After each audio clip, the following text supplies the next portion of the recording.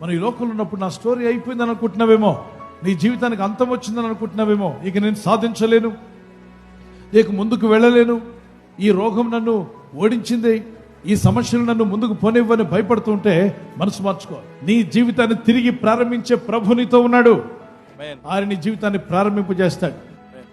ఒకవేళ యవన కుమార్తె నీ వివాహం కొరకు ప్రార్థిస్తున్నావేమో, తల్లిదండ్రులు మీ పిల్లల జీవితాలు స్థిరపడాలని ప్రార్థిస్తున్నారేమో, మీకు రావాల్సిన మేలులు మీరు పొందాలని ఆశిస్తూ ప్రార్థిస్తున్నారేమో, నీవు దేవుని విశ్వసించిన వ్యక్తివైతే, నీవు దేవుని మార్గంలో జీవిస్తున్నట్లయితే, వాక్యానికి విధేయులై దేవుని చిత్తం నెరవేర్చబోతున్నట్లయితే ఖచ్చితంగా ముందు గతి రానే వస్తుంది.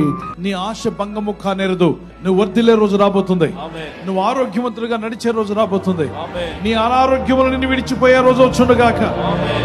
నీ శాపాలను జయించుదువుగాక. దేవుని కృపలో నీ ఇల్లు, నీ కుటుంబం దీవించబడే రోజు వచ్చునుగాక.